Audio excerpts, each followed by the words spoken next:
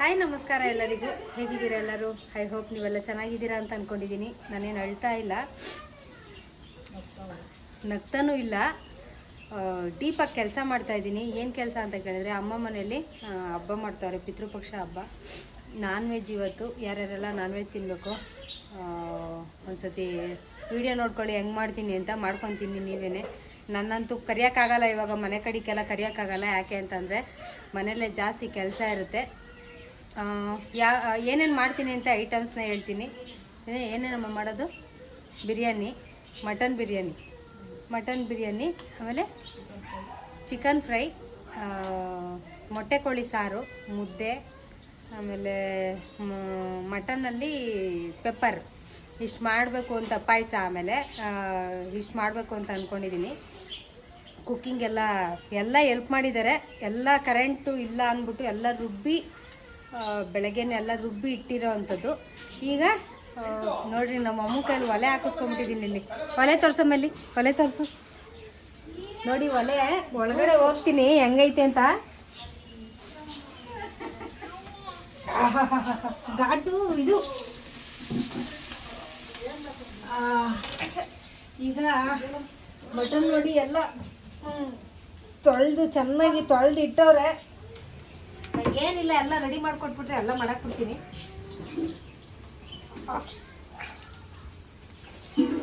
ಸಿಕ್ಕಾಪಟ್ಟೆ ಹೊಗೆ. ಸ್ಟವ್ ಒಲೆ ಒಲೆ ಹತ್ತತಕ್ಕ ಅಷ್ಟೇನೆ. ಹತ್ಕೊಂಡ್ಮೇಲೆ ಚೆನ್ನಾಗಿ ಇದಾಗ್ಬಿಡ್ತದು. ಬೇಗ ಅಡುಗೆ ಆಗುತ್ತೆ. ನಾನೇ ಹೇಳಿದ್ದು ಒಲೆಯಲ್ಲಿ ಮಾಡೋಣ ಅಂತ. ಸಾಯಂಕಾಲ ತಕ್ಕ ಬರಬೇಕಲ್ವ, ಎಲ್ಲರೂ ಬಿಸಿಯಾಗಿರುತ್ತೆ, ಒಂದು ಟೇಸ್ಟ್ ಇರುತ್ತೆ ಒಲೆಯಲ್ಲಿ, ಚೆನ್ನಾಗಿರುತ್ತೆ ಅಂತ ನಾನೇ ಹೇಳಿ ಮಾಡ್ತಾ ಇರೋವಂಥದ್ದು. ಮಾಡ್ತಾ ಹಂಗೆ ಏನಾದ್ರು ನಿಮ್ಗೆ ಇನ್ಫಾರ್ಮೇಷನ್ ಬೇಕು ಅಂದರೆ ಹಂಗೆ ಹೇಳ್ತೀನಿ. ಬನ್ನಿ, ಯಾಕೆ ಹಂಗೆ ಅಡುಗೆ ಸ್ಟಾರ್ಟ್ ಮಾಡ್ಕೊಂಡು ಮಾತಾಡೋಣ. ಏನಾಗ್ತಿದ್ದೀನಿ?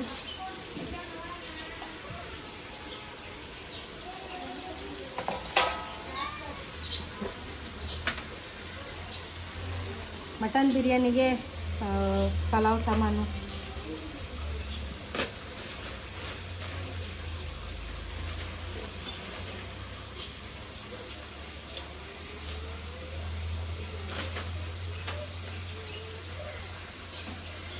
ಚಕ್ಕೆ, ಲವಂಗ. ಇನ್ನ ಒಳಗಡೆ ನಿಲ್ಲಕ್ಕಾಗಲ್ಲ ಪಾಪ. ನೀನೇ ತಾನೇ ಹೇಳಿದ್ದು, ನಾನೇ ಹೇಳಿದ್ದು.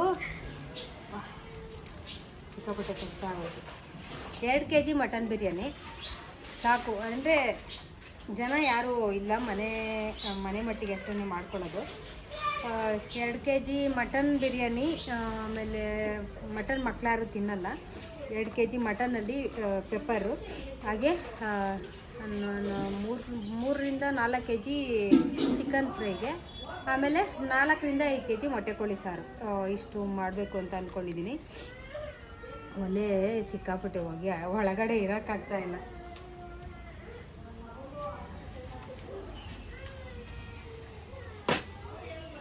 ಈರುಳ್ಳಿ ಹಾಕಿದ್ದೀನಿ, ಚಕ್ಕೆ ಲವಂಗ ಎಲ್ಲ ಹಾಕಿದ್ದೀನಿ. ಈಗ 2 ಏಲಕ್ಕಿ ಹಾಕ್ತಾಯಿದ್ದೀನಿ. ಚೆನ್ನಾಗಿರುತ್ತೆ ಫ್ಲೇವರು ಏಲಕ್ಕಿ ಹಾಕಿದ್ರೆ. ಈಗ ಮಟನ್ನ ಹಾಕ್ತೀನಿ. ನೋಡಿ ಎಷ್ಟು ಬೇಕು ಅಂತ ಒಂದು ಅರ್ಧ ಹಾಕ್ತೀನಿ. ಇದರಲ್ಲಿ 4 kg ಇದೆ.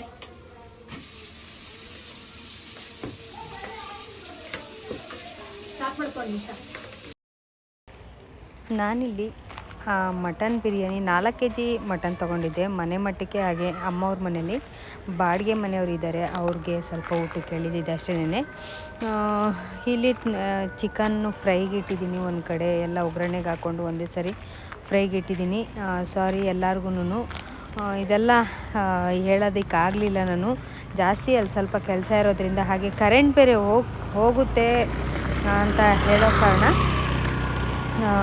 ಬೇಗನೆ ಎಲ್ಲ ರುಬ್ಬಿ ಇಟ್ಕೊಂಡಿದ್ವಿ ನಾವು. ಹಾಗಾಗಿ ಏನು ಕೂಡ ಹೇಳೋದಕ್ಕಾಗಲಿಲ್ಲ. ಬೇಗನೆ ಎಲ್ಲ ಅಮ್ಮ ಒಂದು ಕಡೆ ರುಬ್ಬಿಟ್ಕೊಂಡಿದ್ರು. ನಾನು ಮನೆಯಿಂದ ಸ್ವಲ್ಪ ಎಲ್ಲ ರೆಡಿ ಮಾಡ್ಕೊಂಡು ತೊಗೊಂಡೋಗಿದ್ರಿಂದ ಏನು ಕೂಡ ಅಲ್ಲಿ ಹೇಳೋದಕ್ಕಾಗಲಿಲ್ಲ.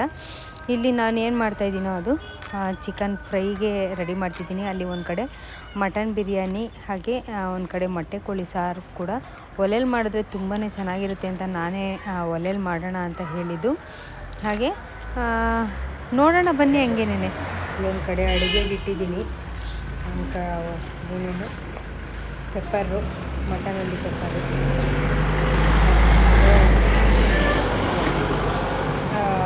ಒಲೆಯಲ್ಲಿ ಅಭ್ಯಾಸ ಇಲ್ಲದೇ ಇರೋ ಕಾರಣ ಉಸಿರೆಲ್ಲ ಕಟ್ಕೊಳಂಗೆ ಆಗೋಯ್ತು ನನಗಂತೂ.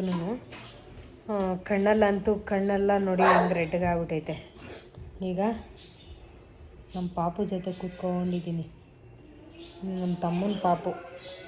ಚಿನ್ನಮ್ಮ, ಏನೇ ನಿನ್ನ ಹೆಸರು? ಚಿನ್ನಮ್ಮ, ಬೇಡ ಬೇಡ ಬೇಡ, ಸಾಂಗ್ ಆಫ್ ಮಾಡು. ಒಂದು ನಿಮಿಷ ಇರು. ನನ್ನ ತಮ್ಮನ ಮಗಳು, ಒಬ್ಬಳು ಮಗಳು ಒಬ್ಬ ಮಗ ಇರೋದು.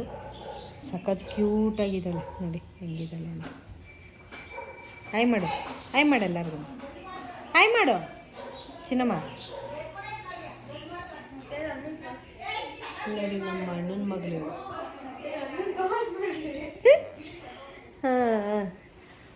ಏನು ಮಾಡ್ತಾಯಿದ್ದೀನಿ, ಒಂದು ಕಡೆ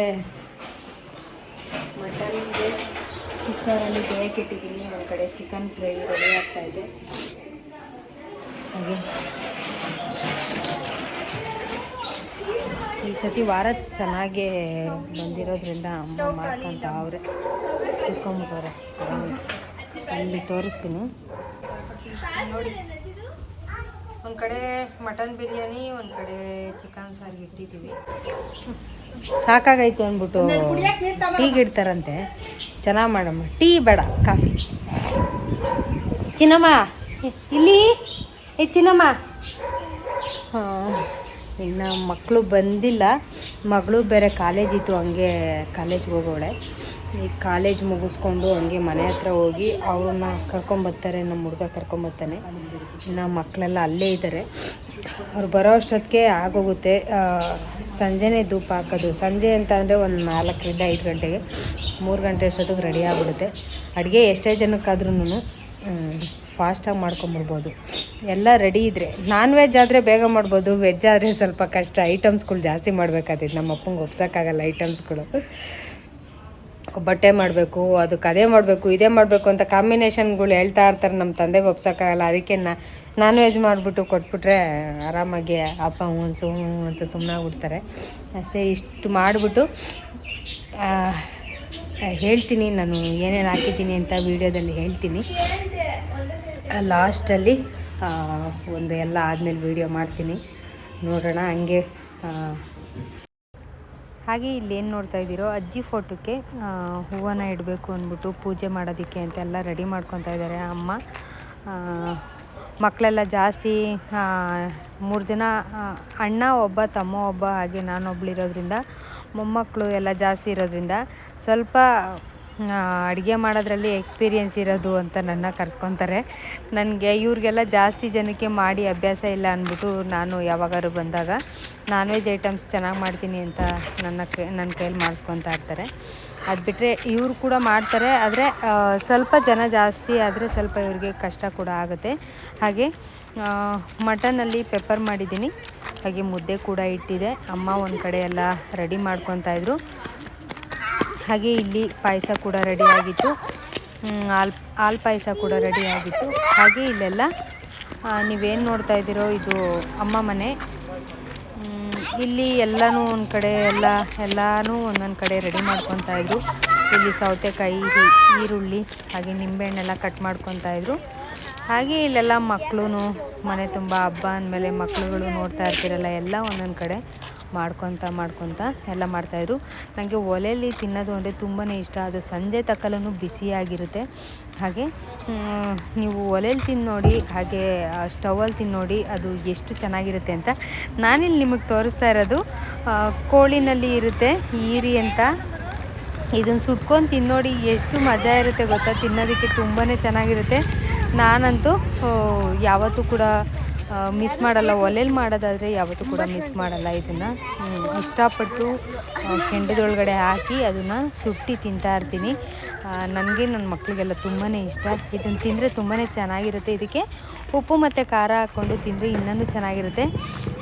ಅವಾಗೆಲ್ಲ ಕಾಡು ಮನುಷ್ಯರು ತಿಂತಾಯಿದ್ರಲ್ಲ ಆ ಥರ ನನಗೆ ಈ ಥರ ಎಲ್ಲ ತುಂಬಾ ಇಷ್ಟ ಆಗುತ್ತೆ ತಿನ್ನೋ ಅಂಥದ್ದು. ಈರಿ ಒಂದು ಇಷ್ಟಪಡ್ತೀನಿ ಇದರಲ್ಲಿ. ಹಾಗೆ ಇದನ್ನು ಮಕ್ಕಳು ಕೊಡಿ, ಮಕ್ಳಿಗೂ ತುಂಬಾ ಒಳ್ಳೆಯದು. ಯಾರಿಗೆಲ್ಲ ಅಲರ್ಜಿ ಇರುತ್ತೋ ಅವರು ಫಸ್ಟು ಈರಿ ಸುಟ್ಟಿರ್ತಾರಲ್ಲ ಅದನ್ನು ತಿಂದುಬಿಟ್ಟು, ಕೆಲವ್ರಿಗೆ ನಾನ್ ವೆಜ್ ತಿಂದರೆ ಕೆಲವ್ರಿಗೆ ಅಲರ್ಜಿ ಆಗ್ತಾ ಇರುತ್ತೆ, ಅಂಥವ್ರು ಕೂಡ ಇದನ್ನು ಯೂಸ್ ಮಾಡ್ಬೋದು. ಚೆನ್ನಾಗಿ ತುಂಬಾ ಚೆನ್ನಾಗಿರುತ್ತೆ. ಇದು ಒಂದು ಕೋಳಿನಲ್ಲಿ ಏನು ಎಷ್ಟಿರುತ್ತೆ ಸ್ವಲ್ಪನೇ ಇರುತ್ತಲ್ವ, ಹಾಗಾಗಿ ಇದು 4-5 ಕೋಳಿ ಇತ್ತಲ್ಲ, ಹಾಗಾಗಿ ನಾನು ಕೂಡ ಕೆಂಡದಲ್ಲಿ ಹಾಕಿ ಸುಟ್ಟು ತಿಂತಾ ಇರೋವಂಥದ್ದು ನನಗೆ ತುಂಬಾ ಇಷ್ಟ ಆಯಿತು. ನಿಮಗೂ ಏನಾದರೂ ಬೇಕು ಅಂತಂದರೆ, ಮಕ್ಳಿಗೂ ಏನಾದರೂ ಬೇಕು ಅಂತಂದರೆ ಈ ಥರ ಸುಟ್ಕೊಡಿ. ನಿಜವಾಗ್ಲೂ ಒಂದು ಹೆಲ್ದಿ ಫುಡ್ ಅಂತಲೇ ಹೇಳ್ಬೋದು. ಇದರಲ್ಲಿ ತಿನ್ನೋದ್ರಿಂದ ತುಂಬ ಚೆನ್ನಾಗಿರುತ್ತೆ ಅಂತ ಹೇಳ್ತೀನಿ. ಹಾಗೆ ಇಲ್ಲಿ ತಾತಂದು ಫೋಟೋ ಇಲ್ವಂತೆ. ಇಲ್ಲಿ ತಾತ ನಮ್ಮ ತಂದೆ ಸಣ್ಣವರಿದ್ದಾಗೇ ಇದಾಗಿರೋದು, ಸತ್ತೋಗಿದ್ರಂತೆ. ಹಾಗಾಗಿ ನಮ್ಮ ತಾತನ ಫೋಟೋ ಇಲ್ಲೆಲ್ಲ ಆಗಿನ ಕಾಲದಲ್ಲಿ ಯಾವ ಫೋಟೋಸ್ ಏನೂ ಇರ್ತಿರ್ಲಿಲ್ಲ. ಇದೊಂದು ಫೋಟೋ ಮಾತ್ರ ನಮ್ಮ ತಾಯಿ ಇದನ್ನು ಮದುವೆ ಆದಮೇಲೆ ನಮ್ಮ ಅಜ್ಜಿಗೆ ಒಂದು ಫೋಟೋ ಒಂದೇ ಬಿಡಿಸಿದ್ರಂತೆ. ಹಾಗಾಗಿ ಇದೊಂದು ಫೋಟೋದಲ್ಲೇ ನಾವು ಪ್ರತಿ ವರ್ಷವೂ ಮ್ಯಾನೇಜ್ ಮಾಡ್ಕೊತಾ ಇದ್ದೀವಿ. ಇಲ್ಲಿ ಮಕ್ಕಳೆಲ್ಲ ಧೂಪ ಹಾಕಿ, ನಮ್ಮ ಕಡೆ ಈ ಥರನೇ ಮಾಡೋವಂಥದ್ದು. ಎಲ್ಲಿ ಕೆಲವರು ಮನೇಲಿ ಒಂದೊಂದು ಥರ ಮಾಡ್ತಾರೇನೋ ಗೊತ್ತಿಲ್ಲ, ಆದರೆ ಅವ್ರಿಗೆ ಏನು ಇಷ್ಟನೋ ಅದನ್ನೆಲ್ಲ ಎಡೆನ ಇಟ್ಟು ಇಲ್ಲಿ ಪೂಜೆನ ಮಾಡ್ಕೊತೀವಿ. ಕೆಲವರು ಒಂದೊಂದು ಥರ ಒಂದೊಂದು ಅಭ್ಯಾಸ ಮಾಡ್ತಾರೆ. ಅವರಿಗೆ ಸಾರಾಯಿ ಕುಡಿತಾರೋ, ಹೆಂಡ ಕುಡಿತಾರೋ, ಬೀಡಿ ಸೇದ್ತಾರೋ, ಹೊಗೆ ಸೊಪ್ಪು ಹಾಕ್ತಾರೋ ಅದನ್ನೆಲ್ಲ ಇಟ್ಟು ಇಲ್ಲಿ ಪೂಜೆನ ಮಾಡ್ಕೊತಾರೆ. ನಾವು ಈ ರೀತಿಯಾಗಿ ಪೂಜೆನ ಮಾಡ್ಕೊತಾ ಇದ್ವಿ. ಎಲ್ಲರೂ ಮನೆ ತುಂಬ ಜನ ಇದ್ದಿದ್ದರಿಂದ ನನಗೆ ಅಲ್ಲಿ ವಾಯ್ಸ್ ಕೊಡೋಕ್ಕೆ ಸ್ವಲ್ಪ ಕಷ್ಟ ಆಗ್ತಾಯಿತ್ತು. ಈ ಥರ ನಾವು ಕರೆಕ್ಟಾಗಿ ಮಧ್ಯಾಹ್ನ ಆಗಿತ್ತು, 4 ಗಂಟೆ ಆಗಿತ್ತು. 4 ಗಂಟೆ ಆದಮೇಲೆ ಇಲ್ಲಿ ಕೂಡ ಧೂಪ ಹಾಕ್ಕೊಂಡು, ಹಾಗೆ ನಾನು ಬೇಗನೆ ಸ್ವಲ್ಪ ಊಟ ಮಾಡಿಬಿಡೋಣ, ಮತ್ತು ನಾನ್ ವೆಜ್ ತಿಂದಮೇಲೆ ಜೀರ್ಣ ಆಗೋಲ್ಲ ಅಂತ ಸ್ವಲ್ಪ ಬೇಗನೆ ಊಟ ಕೂಡ ಎಲ್ಲ ಮುಗಿಸ್ಕೊಂಡು ನೋಡ್ತಾ ಇರ್ಬೋದು. ಈ ಥರ ಎಲ್ಲ ಧೂಪನ ಕೂಡ ಹಾಕ್ಕೊತೀವಿ ಮನೇಲಿ. ಎಲ್ಲರೂ ಕೂಡ ನೆಂಟರು ಕೂಡ ಸೇರಿದ್ರು ಇಲ್ಲಿ. ಹಾಗೆ ಇಲ್ಲಿ ಊಟನ ಮುಗಿಸ್ಕೊಂಡು ನಾನು ಕೂಡ ನಾನ್ ವೆಜ್ ಊಟನ ಮಾಡಿಕೊಂಡು ಇಲ್ಲಿಂದ ಮನೆಗೆ ಹೊರಡಬೇಕಾಗಿರೋ ಟೈಮ್ ಬಂತು. ಇಲ್ಲಿಗೆ ಈ ವಿಡಿಯೋ ಇಷ್ಟ ಆಗುತ್ತೆ ಅಂತ ಅಂದ್ಕೊಂಡಿದ್ದೀನಿ. ಇಷ್ಟ ಅದೇ ಖಂಡಿತವಾಗ್ಲೂ ನನ್ನ ಚಾನಲ್ನ ಸಬ್ಸ್ಕ್ರೈಬ್ ಮಾಡ್ಕೊಳ್ಳಿ ಅಂತ ಹೇಳ್ತಾ ಮುಂದಿನ ವಿಡಿಯೋದೊಂದಿಗೆ ಸಿಗ್ತೀನಿ. ಅಲ್ಲಿವರೆಗೆ ಟೇಕ್ ಕೇರ್.